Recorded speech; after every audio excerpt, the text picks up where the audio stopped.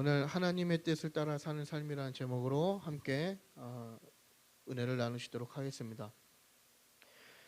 우리가 그 예수님을 믿게 되면서 예수를 믿을 때 우리의 삶 가운데 가장 두드러지게 나타나는 변화가 무엇일까라고 우리가 생각해 보면 바로 삶이 변한다라는 것입니다. 그래서 많은 그리스도인들이 흔히 간증이라는 것을 할 때 이야기하는 것이 무엇입니까? 바로 자신의 삶이 예수님을 믿은 후에 변화되었다라고 이야기하는 것이죠. 어떻게 보면 맞는 이야기죠. 예수를 믿을 때 우리에게 새로운 정체성이 부여되고 또 그 새로운 정체성에 어울리는 새로운 삶의 양식이 요구되기 때문인 것입니다. 그러니까 이전과 다른 삶을 사는 것을 선택해야 하는 것이고, 우리가 다 알다시피 이전과 다른 삶을 사는 것이 제자의 삶이기 때문이죠. 그 새로운 삶의 양식을 선택한다라는 것이 우리에게 어떤 의미로 다가오냐면 바로 주류의 그룹에서 비주류의 그룹으로 바뀐다라는 것을 의미하는 것이죠.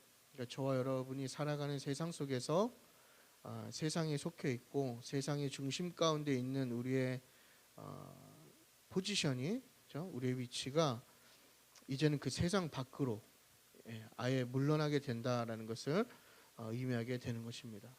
그렇기 때문에 우리가 비주류가 되면서 우리가 속한 삶 속에서 때로는 배척을 당할 수도 있고 또 조롱을 당할 수도 있고 또 고난을 받을 수 있는 것은 어떻게 보면 당연히 벌어질 일이다라는 것을 우리가 기억해야 할 필요가 있는 것이죠. 그러니까 어떻게 보면 고난을 받는다라고 하는 것은 오히려 우리가 그리스도를 지금 잘 믿고 있고 잘 따라가고 있다라는 것을 반증하는 것이기도 합니다. 그래서 베드로 사도는 성도들이 겪는 고난에 대해서 너희가 새로운 삶의 방식을 선택할 때, 그러니까 우리가 앞에서 봐왔던 내용들에 근거하면 선을 베푸는, 선을 행하는 삶을 살게 될지라도 너희들이 충분히 고난에 놓일 수 있다.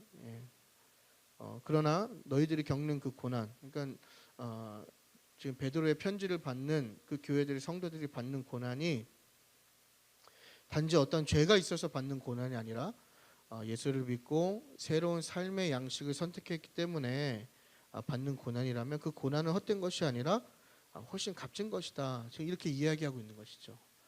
그러니까 왜냐하면 우리가 다 알다시피 죄를 지어서 벌을 받는 것은, 고난 받는 것은 어떻게 보면 당연한 이치이죠. 그건 뭐 믿음을 떠나서 죄인은 그 죄에 합당한 벌을 받는 것이 당연한 것입니다. 그렇기 때문에 아무런 가치가 없는 것이지만, 반대로 의를 행하고 선한 일을 하고 좋은 일을 하지만 어떤 죄가 없이 고난을 받고 벌을 받는다라고 하는 것은 어떻게 보면 희생일 수 있는 것이고, 그렇기 때문에 값진 것이죠. 그러면서 베드로 사도가 이야기하는 것이 뭐냐면 성도들에게 고난은 당연하다라는 것입니다. 지금 계속해서 베드로 사도가 얘기하는 것은 뭐냐면 성도들의 고난에 대해서 이야기하고 있거든요. 근데 그것이 왜 당연하냐? 우리가 따르는 그리스도가 바로 죄 없으신 분인데, 그분이 죄가 없음에도 불구하고 고난을 받으셨고 죽으셨기 때문이다라고 지금 이야기하는 것입니다. 그렇다면 저와 여러분 같은 당시의 1세기 성도들도 마찬가지지만 오늘을 살아가는 저와 여러분에게 고난이라고 하는 것은 예수님이 먼저 가신 그 길을 따라가는 의미가 있겠죠. 그러니까 우리가 삶에서 겪을 수 있는 많은 고난의 상황들이 있지 않습니까? 그 많은 고난들이 헛된 것이 아니라 우리가 예수를 믿음으로써 그러한 고난을 겪는다면 우리는 지금 예수님이 먼저 가신 그 길을 그대로 따라가고 있다라는 의미가 있는 것이죠. 근데 그것이 그냥 따라가는 것에서 끝나는 것이 아니라 3장 18절을 보시게 되면 하나님 앞으로 나아가는 길이다. 정말 복된 길이지 않습니까? 그러니까 많은 사람들은 또 우리가 이성적으로 생각할 때 고난이라고 하는 것은 우리가 피해야 하는 것이고 외면해야 하는 것이고 정말 반기지 않아야 되는 것이지만 지금 베드로 사도가 이야기하는 것은 뭐냐면 그 고난이라고 하는 것은 예수를 따르는 길이고 하나님 앞으로 나아가는 길이다.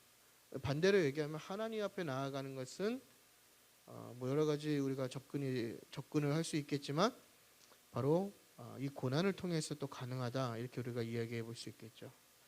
그러니까 저와 여러분의 삶 속에 우리가 잘못해서 책망받고 손가락질을 받는 것이 아니라 순수하게 우리가 우리의 신앙을 위해서 또 우리의 믿음 생활을 위해서 겪는 고난들은 우리가 바로 하나님께 한 걸음 더 가까이 나아가고 있다라는 것을 우리가 믿어야 하는 것이죠. 그러니까 우리가 그러한 믿음을 갖고 있을 때 지금 우리가 갖고 있는 이 믿음을 잘 지킬 수 있다라는 것입니다. 그래서 시대가 많이 바뀌었죠. 시대가 많이 바뀌었고 당시 이 편지가 회람될 때보다 시대가 많이 바뀌었고 또 사회, 문화, 과학이 많이 발전하였고 변화되었지만 한 가지 확실한 것은 무엇이냐면 1세기 성도들과 오늘날의 성도들이 놓인 처지와 상황은 비슷하다라는 것입니다. 그래서 우리가 믿음으로 인해서 경험하는 고난은 우리의 모든 삶의 영역에 있거든요. 그래서 우리가 속한 곳이 되게 제한적이지 않습니까? 가정이나 직장이나 학생들 같은 경우는 학교나 또 어떤 인간관계 속에서 또 사회 속에서 혹은 개인이 갖고 있는 개인적인 문제 가운데에서 우리가 이런 고난을 믿음을 통한 고난을 경험할 수 있다라는 것입니다. 그러니까 우리가 무언가 꼭 잘못해서 고난을 겪는 게 아니죠. 우리 가끔 그럴 때 있지 않습니까? 내가 왜 이런 걸 겪어야 하지? 이런 질문 드실 때가 있으실지 모르겠어요. 아무것도 하지 않았는데 혹은 아무런 잘못도 하지 않았는데 굉장히 뭔가 억울한 마음이 들 때가 있기도 하지만 우리가 그런 것을 기대하는 것은 아니죠. 예, 우리가 다 고난을 누가 기대하면서 살겠습니까? 그러지 않습니까? 어떻게든 좀 평안했으면 좋겠고 뭔가 좀 순탄하게 가길 원하지만 가끔은 우리가 원치 않아도 예상하지 않아도 우리에게 주어지는 고난이 있다는 것입니다. 그게 바로 여기서 이야기하는 선을 베풀어도 불이익을 당한다는 것과 같은 맥락인 것이죠. 하나님 말씀대로 살았고 순종하면서 살았고 정말 열심히 살고 있는데 그냥 고난을 받는 거예요. 이유 없이. 예. 굳이 이유가 하나 있다면 예수를 믿는 거 혹은 신앙을 갖고 있다는 이유로 그런 고난을 겪게 되는 것이죠. 그래서 어느 순간 혹은 한 집단에서 비주류로 분리될 수 있어요. 그리고 불이익을 받을 수가 있는 것이죠.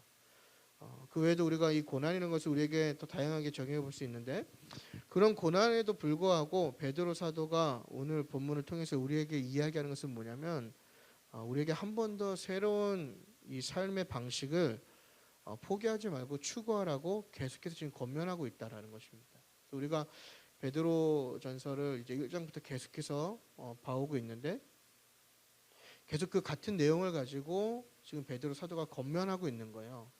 그러니까 계속 똑같은 얘기를 한다라고 하는 것은 결국에는 그것을 포기하지 말라라고 지금 이야기하는 것이죠. 중요하다라고 이야기하는 것입니다. 그래서 베드로 사도가 이야기하는 게 뭐냐면 그 새로운 삶의 양식, 그 방식을 추구하는데 너희가 한 가지 더 기억해야 할 것이 있는데 그것이 무엇이냐면 그리스도의 고난의 마음을 갖고 하나님의 뜻을 따라 사는 삶을 살아야 된다. 지금 이걸 이야기하는 겁니다. 그래서 4장 1절에서 4절을 보시면 이제 지금 그 얘기를 하는 겁니다. 그리스도의 그 고난받은 마음을 가지고 하나님의 뜻을 따라 살라. 지금 이걸 이야기하는데 이 그리스도의 고난의 마음을 갖는다라는 것은 결국에는 이 고난을 성도가 어떻게 인지할 것인가 지금 이걸 이야기하는 것이죠. 근데 이 인지라는 것이 왜 중요하냐면 이 인지라는 것은 결국 이 고난을 내가 어떻게 해석할 수 있는지와 연결이 되는 거거든요. 그러니까 어떤 사람은 고난이 그냥 말 그대로 정말 괴로운 일로 그냥 끝날 수 있는 것이죠. 하지만 또 어떤 사람에게는 그 고난이 하나의 과정이고 또 하나의 좋은 기회로 또 우리가 해석될 수 있는 거지 않습니까? 근데 이런 것이 어디서 오느냐면 바로 인지에서 온다라는 것이죠. 그러니까 지금 이 그리스도의 고난의 마음을 가지라라고 하는 것은 뭐냐면 너희가 성도로서 그 고난을 어떻게 해석할 것인가, 어떻게 바라보아야 할 것인가 이걸 이야기하는 겁니다. 그러니까 이 얘기 뭐냐면 저와 여러분의 삶 가운데 주어지는 이 고난을 우리가 어떻게 해석해야 하는가 이렇게 지금 정해 볼 수 있겠죠.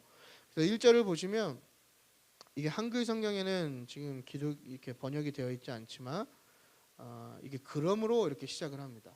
그러니까 이 얘기는 뭐냐면 3장에 있는 앞에 있는 단락과 지금 4장의 내용이 연결이 되어진다라는 것이죠.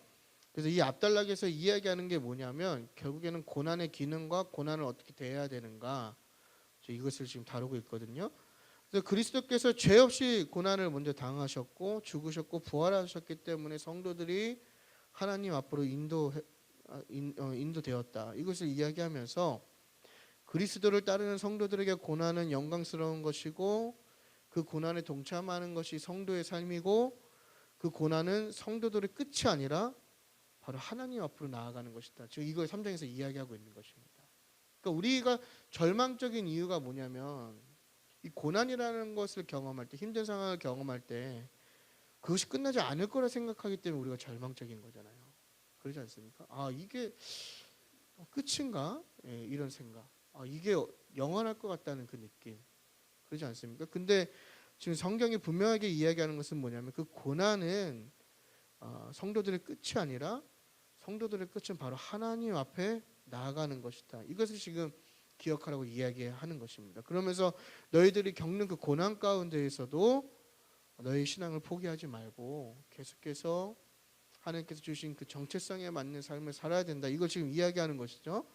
그래서 한 인물을 예로 드는데 그 인물이 누구냐면 바로 노아를 지금 예를 들고 있는 거예요. 그래서 노아의 인내를 말하면서 창세기를 읽어보시면 아시겠지만 노아라는 인물이 굉장한 외로운 싸움을 한 사람이지 않습니까? 마른 하늘에 정말 산꼭대기에 약간 좀 죄송스러운 표현이지만 정신병자 같이 그러지 않습니까? 좀 이해되지 않는 순종을 한 인물이 바로 노아란 말이죠. 이게 단순히 한 인물뿐만 아니라 온 가족이 하나님의 말씀에 순종해서 정말 그 말씀에 순종하기 위해서 인내한 것을 우리가 알 수 있는데 그것을 지금 이야기하면서 결국에 인내한 자들은 구원을 받았고 그 하나님이 노아의 방주가 완성될 때까지 그 기회를 주셨을 때 복종하지 않는 자들은 심판을 받아 죽게 되었다. 이것을 이야기하고 있는 것입니다. 결국 이것이 주는 메시지는 무엇이죠? 저와 여러분에게 주는 메시지는 우리가 고난 가운데 힘들지라도 포기하지 말고 믿음을 지키라고 권면하는 거예요. 우리가 고난하니까 사실 잘 와닿지 않죠. 여러분 너무 평안하게 사시잖아요. 그죠? 네. 아닌가요? 고난이 있으신 분도 있으실 수 있지만 이 고난이라고 하는 것이 굉장히 특별한 건 아니거든요. 사실 우리의 마음이 힘들어도 고난인 거예요. 그죠? 뭔가 내 뜻대로 되지 않는 것도 고난인 것이죠. 또 내가 원치 않는 상황이나 어떠한 질병을 겪는 것도 나의 능력 밖의 일을 경험하는 것도 충분히 고난으로 해석될 수 있다라는 것입니다. 그러니까 이 얘기를 보면 우리가 살아갈 때에 내가 원하지 않는 상황들을 얼마나 많이 경험해요. 그러니까 우리는 늘 고난 가운데 있는 거죠, 사실.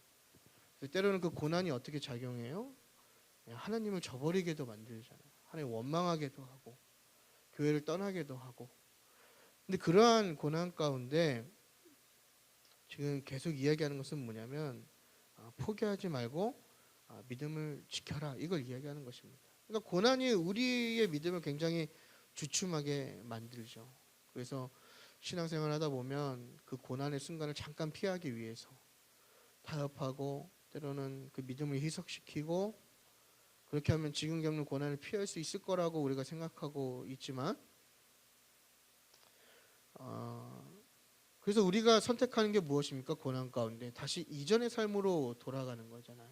그러니까 하나님 믿고 하나님 자녀가 됐고 또 이 시대의 영적 제사장이라는 새로운 정체성을 부여받았음에도 불구하고 우리가 심한 고난에 놓이게 되면 우리가 보이는 반응은 무엇이냐면 다시 그 새로운 정체성을 버리고 이전의 삶으로 돌아가기를 간절히 원한다라는 거예요. 그러니까 우리 주변에도 많이 있잖아요. 믿음 생활할 때 평안하고 자기가 원하는 대로 될 때는 막 굉장히 좋아하고 그죠? 하나님 잘 믿는다 얘기하지만 뭔가 좀 억울해짐을 경험하거나 이런 고난을 경험하면 다시 이전으로 돌아가는 사람들을 우리는 주변에서 너무나 많이 보게 되는 거예요. 근데 결코 이것이 그런 사람들의 문제뿐만 아니라 저와 여러분도 충분히 그렇게 될 수 있는 가능성이 있는 사람들이다. 이거 우리가 경계해야 되는 것이죠. 이제 그것을 베드로 사도가 염두한 거예요. 그래서 계속 뭘 얘기하는 거죠? 이전의 삶의 방식으로 돌아가지 말아라. 그러니까 너희의 육체의 정욕을 따르지 않는, 예, 그걸 따르지 말고 바로 하나님의 뜻에 따라서 살아야 된다. 이걸 지금 이야기하고 있는 것입니다. 그래서 이미 베드로 사도가 2장 11절에서 그 영혼을 망치고 영혼을 거스르는 하나님 뜻과 반대되는 육체적인 정욕을 너희가 제어해야 된다. 이렇게 이야기하지 않았습니까? 그러니까 정욕이라고 하는 것은 결국 하나님의 뜻과 반대되는 삶을 이야기하는 것이죠. 내가 주인이 되고 내가 원하는 대로 사는 거. 그래서 3절에 보면 이방인들의 행위들이 이제 쭉 나열이 되는데 바로 음란하고 이제 정욕이라는 것은 욕심이죠. 정욕, 술 취함, 방탕, 향락, 우상 숭배 등 뭐 이런 것들 나열하는데 이런 것들 너희가 이전에 추구하고 살았다면 지금 그렇게 살지 말아라 이걸 얘기하는 건데 근데 이 지금 앞에서 이야기하는 이방인들의 그 육체적인 정욕의 내용들의 핵심은 뭐냐면 결국 다 자기중심적 사고이고 자기만을 위한 행위들이고 또 자기의 만족과 기쁨을 채우기 위한 것들임을 우리가 알 수 있다라는 거예요. 그렇기 때문에 정욕대로 산다라고 하는 것은 바로 하나님 중심이 아니라 나 중심으로 사는 것을 의미하는 것이죠. 그러니까 우리가 창조된 목적대로 하나님께 영광을 돌리고 하나님을 기쁘시게 하는 우리의 삶을 사는 것이 아니라 바로 내가 주인이 되기를 원하는 삶을 사는 거예요. 그래서 우리가 특히 현대인들이 얼마나 많은 중독에 우리가 지금 노출되어 있습니까? 그러지 않습니까? 여기서 이야기하는 음란뿐만 아니라 어떤 약물 중독이라든지 알코올 중독이라든지 또 어떤 게임 중독이나 그렇죠? 도박 중독 여러 가지들이 다 있잖아요. 뭐 그런 것들뿐만이 아니죠. 이 방탕하고 향락하는 것들. 그러니까 공허한 사람일수록 나를 더 내세우기 원하고 나를 더 드러내길 원하는 삶의 패턴을 많이 보이는 것이죠. 자존감이 낮은 사람일수록 그래서 어떠한 형태를 보입니까? 마치 비싼 명품을 두르면 내가 가치 있는 사람처럼, 그죠? 그러니까 내 생활 수준에 맞지 않는 과한 욕심을 부리는 사람들도 많고, 잘못된 어떤 방탕한 생활, 그러니까 결국 하나님이 원하시지 않는 삶을 사는 거죠. 다 나를 드러내는 거잖아요. 나를 드러내는 것이고, 나를 만족하는 것이고, 내 기쁨을 위한 삶을 사는 거잖아요. 우리가 그렇게 한다고 해서 하나님이 기뻐하시지 않는다라는 것입니다. 우리가 이걸 알아야 되는 거예요. 근데 우리는 어떤 우리의 연약함과 또 우리의 죄로 인하여서 죄의 오염으로 인하여서 계속해서 우리는 하나님의 뜻과 반대되는 삶을 살려고 한다라는 것이죠. 그러니까 이것은 결과적으로 하나님을 대적하는 행위이죠. 육체의 정욕을 따라 사는 거. 그러니까 창조된 목적대로 살지 않고 내가 하나님이 되길 원하는 거. 결국 자녀의 삶이 아니죠. 여러분 자녀의 기본은 순종이지 않습니까? 우리는 그렇게 살지 않으려고 한다라는 거예요. 그래서 지금 이야기하는 것은 결국에는 너희가 그러한 삶으로 돌아가지 말고 하나님의 뜻을 따라서 하나님을 기쁘시게 하는 삶을 살아야 되는데 그렇게 살 때에 너희가 이상하게 여김을 받을 것이다. 지금 이걸 이야기하는 거예요. 하지만 노아가 방주를 준비해서 순종하고 인내하고 또 구원받은 것처럼 너희도 그 육체의 정욕의 홍수에 휩쓸리지 않도록 하나님을 잘 붙들어라. 이걸 이야기하는 것이죠. 여러분 우리가 기도해야 됩니다. 지금 우리 자칫하면요. 우리는 죄에 너무 많이 노출되어 있어요. 심각한 문제인 거죠.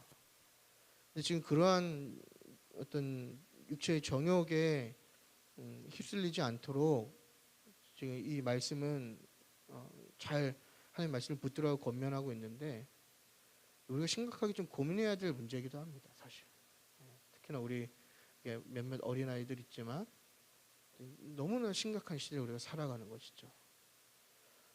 결국은 인내하라는 것이죠. 인내. 그러니까 제가 방금 그 설교를 시작하기 전에도 잠깐 이렇게 책을 읽다 올라왔는데 거기서 이야기하는 게 무엇이냐면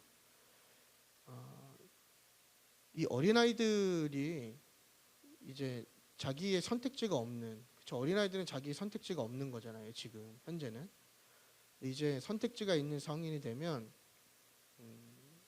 이제 그런 눌림이 있는 아이들은 이제 다른 선택지를 선택한다라는 얘기가 있었어요.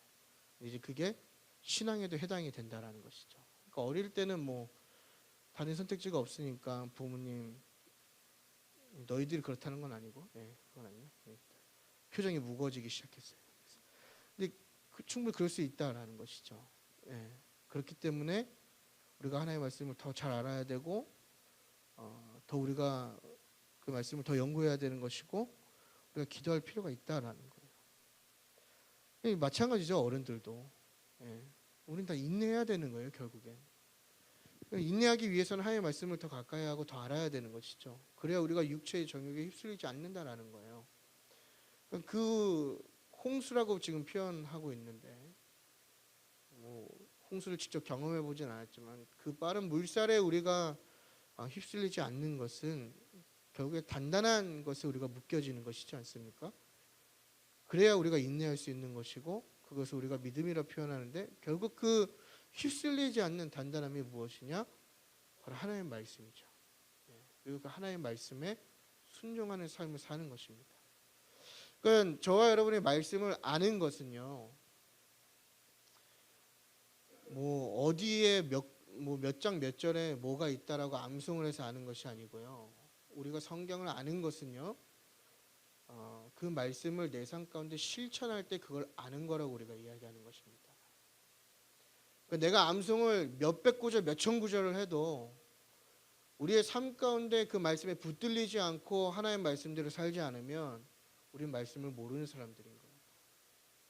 말씀을 모르기 때문에 우리에게 조그만 어려움이 있고 고난이 있고 시험이 들면 우리가 이 육체의 정욕의 홍수에 휩쓸리게 되는 거예요. 그러니까 지금 베드로 사도가 이야기하는 것은 뭐냐면, 너희가 그것에 휩쓸리지 않도록 하나님의 말씀에 순종하는 삶. 순종하는 삶이라는 것은 결국엔 실천하는 삶이잖아요. 너희가 아는 그 말씀을, 오늘날 얘기하면 너희가 들은 그 설교 말씀을, 너희가 아침에 큐티한 그 말씀을 가지고 너희의 삶 가운데 실천해라. 지금 이걸 이야기하는 것입니다. 그게 하나님의 말씀을 아는 거다라고 지금 이야기하는 것이죠. 그러면서 뭘 얘기합니까? 5절과 6절을 보면 그 뜻에 순종하는 삶을 사람은 그 심판의 날에 하나님께서 보호하시지만 그러지 않는 자들은 심판을 받게 된다. 이것을 이야기합니다. 그래서 3장에서 이야기한 홍수는 어떻게 보면 부분적인 심판이었지만, 이제 저와 여러분이 마주할 이 종말의 때에, 그 마지막 예수 그리스도의 재림의 때에 받는 심판은 최종적인 심판인 것이죠. 그래서 우리가 생각해 볼 것은 부분적인 심판을 경험한 노아도 그 긴 시간 방주를 만들며 인내하며 순종했는데, 최종적인 심판을 앞둔 저와 여러분은 과연 어떻게 대비해야 되냐, 이런 질문을 또 할 수가 있는 것이죠. 그래서 우리가 하나님의 뜻을 따라서 마지막 때를 어떻게 준비해야 하는가, 우리가 두 가지만 알아보고 오늘 말씀을 마치도록 하겠습니다. 첫 번째는 뭐냐면 깨어 기도하는 삶을 사는 것입니다.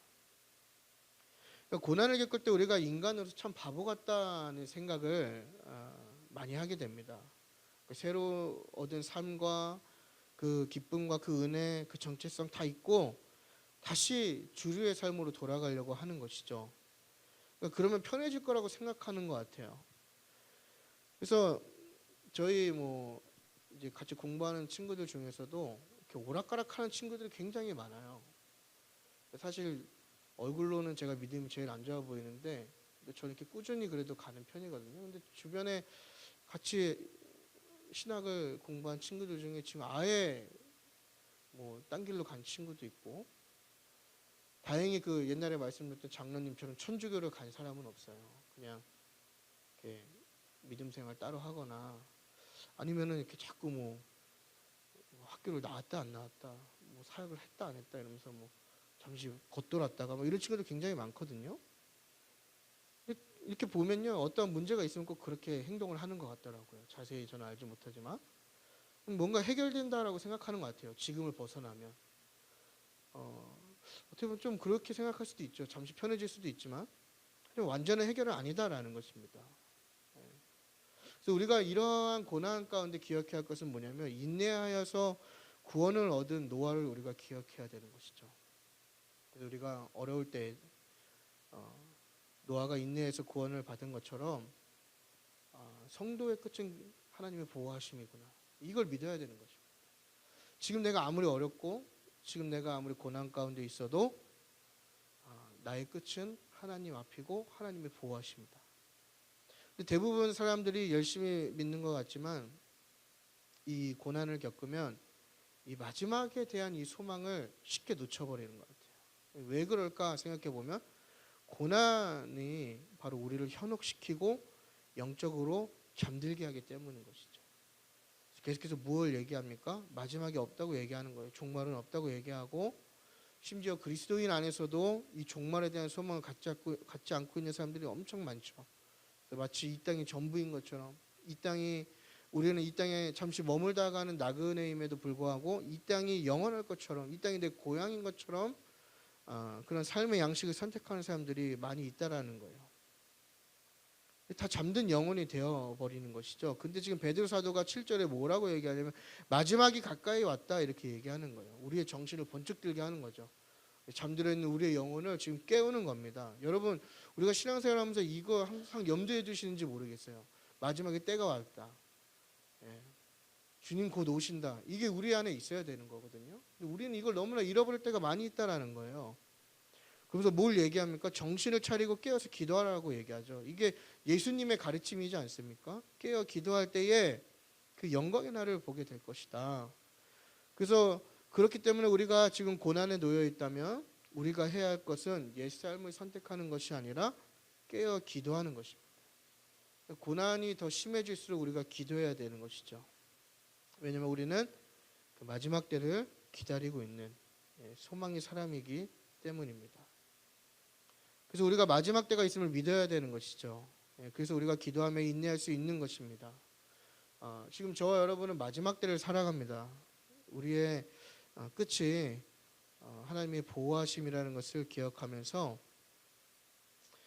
우리가 이 세상의 현혹에 고난이라는 것이 결국 세상의 현혹이죠. 이 세상의 현혹에 속아서 다시 옛삶으로 돌아가지 않도록 깨어 기도하는 저와 여러분이 되기를 축복합니다. 두 번째는 서로 사랑하라는 것입니다. 이 마지막 때를 기다리는 그리스도인들은 그리스도 안에서 한 지체된 성도들을 서로 사랑하라고 지금 이야기하고 있거든요. 근데 이 사랑이라는 것이 제가 몇 번 말씀드렸지만 말로 하는 형식적인 사랑, 사랑합니다 이런 사랑이 아니라 실질적으로 변함없이 사랑하는 것을 지금 권면하고 있는 거예요. 사실 이 부분은 이 베드로서에서도 이미 수차례 베드로가 강조한 부분이죠. 1장에서도 한번 이야기했고 2장에서도 한번 이야기하지 않습니까? 사랑이라고 하는 것은 그리스도인의 삶에서의 중심이죠. 그래서 예수님께서 마태복음 24장 12절에 이 말세에 어떠한 징조를 말씀하셨냐면 사랑이 부재하는, 사랑이 식어지는 것을 경고하셨다라는 것을 우리가 기억할 필요가 있는 것입니다. 그래서 이 마지막 때의 성도의 의무는 무엇이냐면 바로 사랑이 식어져 갈 때 그 사랑을 다시 일으켜서 사랑을 보여줘야 되는 의무가 저와 여러분에게 있는 것이죠. 왜냐하면 사랑하는 마음에서 굉장히 많은 다양한 일들이 시작되기 때문입니다. 사랑하는 마음이 고난을 견디고 극복하게 해주기 때문입니다. 그래서 사랑하는 마음이 결국에는 교회를 지키고 또 공동체를 지키고 성도를 지키는 일로 나아가게 되는 것이죠. 그래서 첫 번째 이 사랑의 역할이 무엇이냐?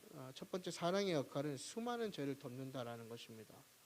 지금 베드로 사도가 잠언 10장 12절 말씀을 인용하고 있는데 이 가르침이 그 3장 9절에서 악으로 갚지 말라고 얘기하고 복을 빌라고 하잖아요. 오히려 나에게 해를